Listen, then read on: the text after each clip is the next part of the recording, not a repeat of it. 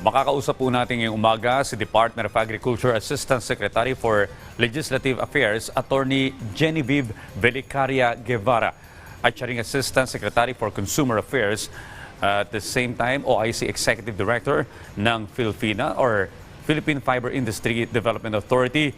Good morning po, Attorney Guevara. Si Audrey Goriseta po ito kasama si Dayan Querer. Magandang umaga, Sir Audrey at kay Ma'am Dayan at sa mga tagapanood nyo at tagapakinig po sa Rise and Shine Pilipinas. Good morning. Yes, ma'am. Una po sa lahat, kamusta na po kayo at ang inyong trabaho sa Department of Agriculture? Napansin po namin na medyo okay marami-rami naman po pala kayong tungkulin sa DA sa ngayon. Opo, okay naman po at napagsasabay po natin naman magkaka-align naman po ang ating goals pagdating naman sa consumer affairs at syempre sa policy making at syempre sa PhilFida.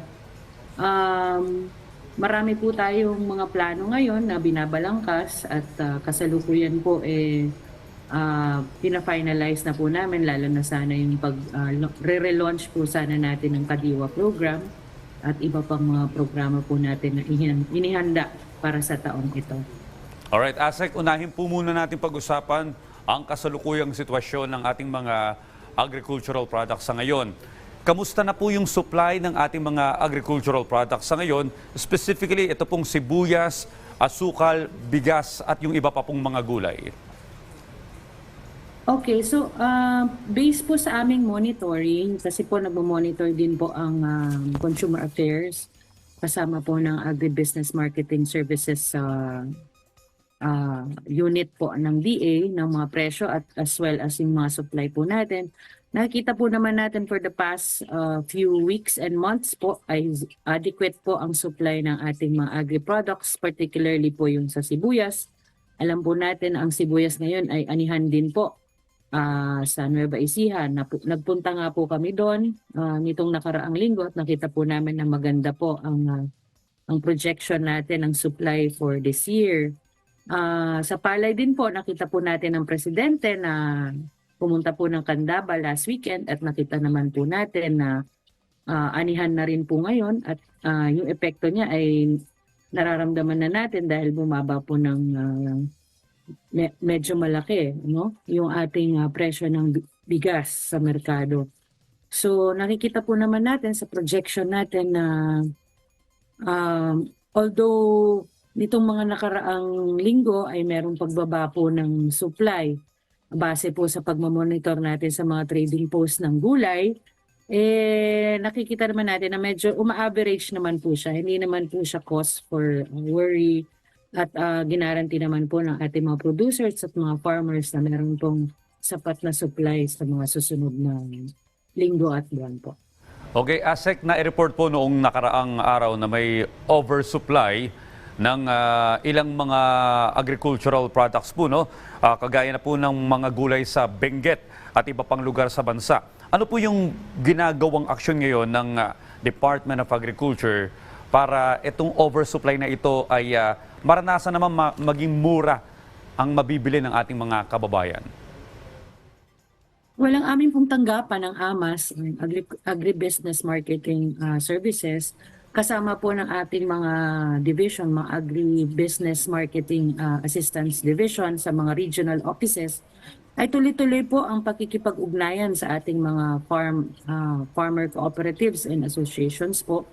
Nililink po namin sila sa mga buyers, mga institutional buyers, sa mga orders through our Kadiwa and of course yung ating mga sa logistical support po kami po yung tumutulong para i-transport sila yung mga gulay na ito para po naman na pagka ito may mga reported na oversupply po sa amin, nililink po namin agad sa mga buyers. So katunayan nga po dito sa ating DA CAR Regional Office sa Cordillera, sila po ay puspusang nakikipag-ugnayan sa iba pong mga DA regional offices katulad ng Region 1, 3, NCR, and 4 para po matransport agad at maibenta yung mga, lalo na po itong mga highland vegetables na po na ito. Particularly nitong January kasi nga po nagkaroon ng parang malaking supply ng cabbage and pechay and also carrots from uh, the Cordillera. So agad po namin itong na-connect at maganda naman po at successful po ang paglilinkage namin ng mga gulay na to sa ating mga mamimili. At sigurado po nung naibenta po ito, talagang mura naman po, pero hindi naman po ito medyo lugi sa ating mga farmers. At least po naibenta po nila ang karamihan ng kanilang mga produkto. Ayun nga po yung katanungan ng ating mga kabayan, ASEC, bakit daw po na kahit minsan maraming supply, gaya ng balita na may oversupply pa rin ng mga gulay, mataas pa rin po yung presyo sa mga palengke? Well, i-consider po natin, syempre marami rin pong gastos ang pag-transport, no?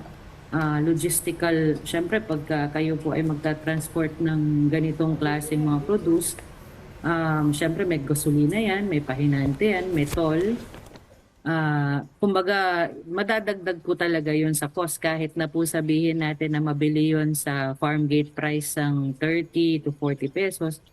Dodoble po talaga siya pagdating sa mga palengke. So, marami pang ibang factors, pero yun po yung nakikita naming unang-unang dahilan kung bakit po kumbaga hindi ganoon kababa yung presyo kung kumpara kung saan mo po siya kukunin.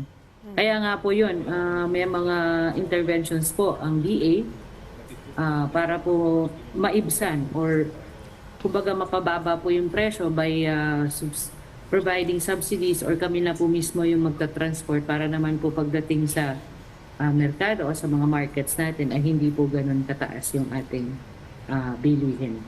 Ako, malaking bagay po yan na ASEC Guevara. Magandang umaga po sa inyo, ASEC.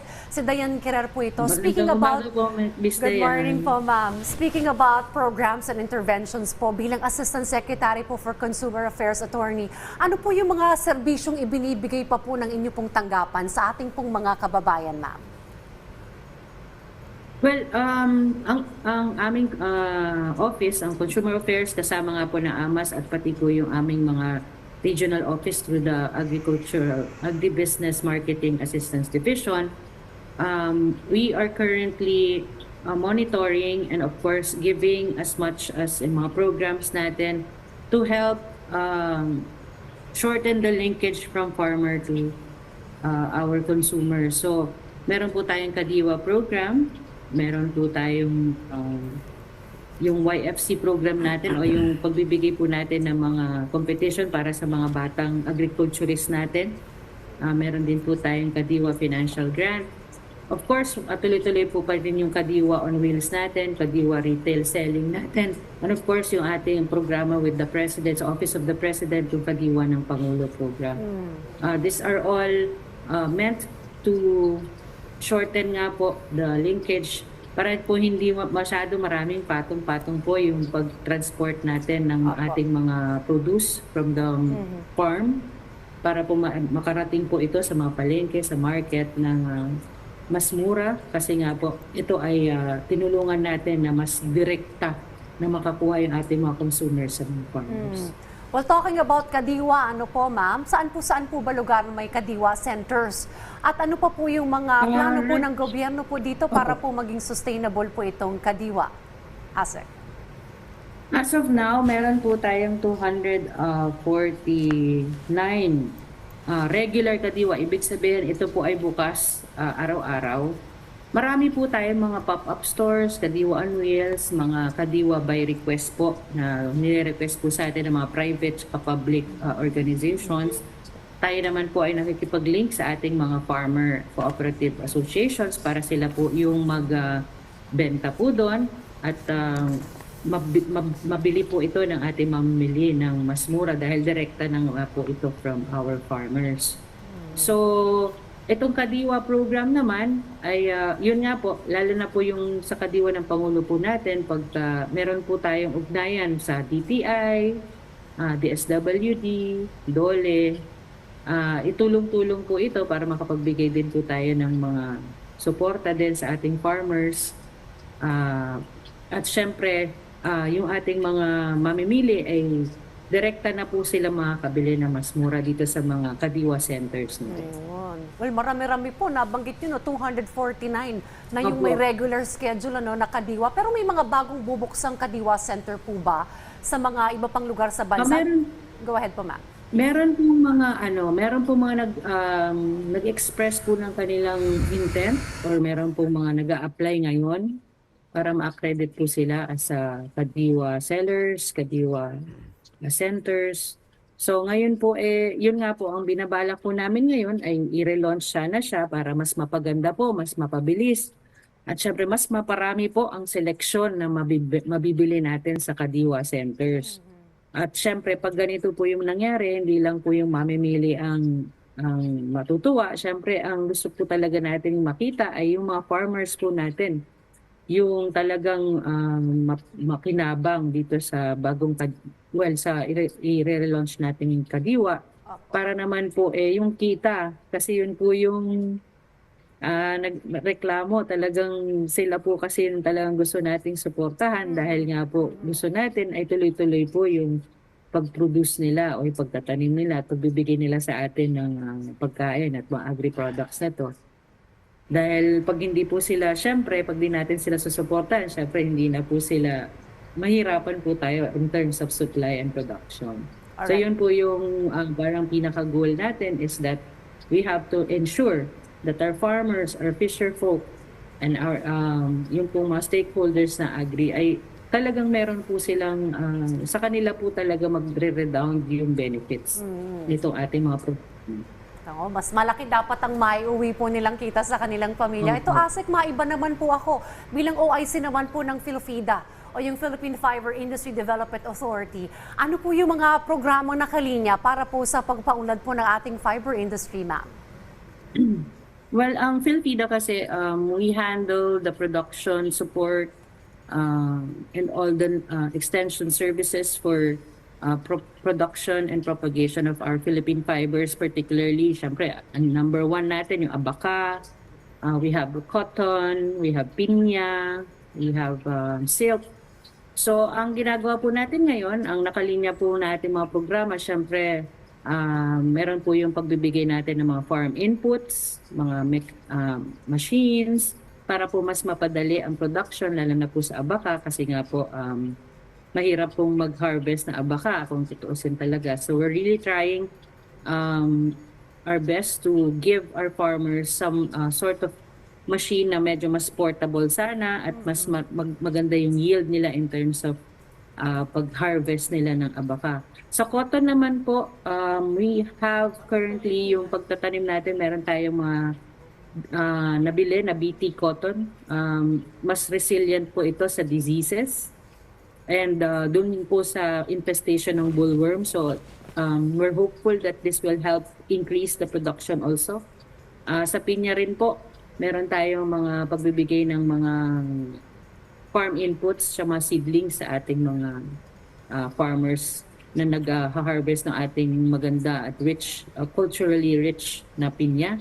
And also for our silk and sericulture production, meron din po tayong mga inputs dyan for this year. Alright, well, maraming salamat po sa inyong oras dito po sa Rise and Shine Pilipinas. Assistant Secretary Genevieve Velicaria Guevara mula po sa Department of Agriculture, ASEC. Salamat po at mabuhay po kayo. Maraming salamat po sa inyo.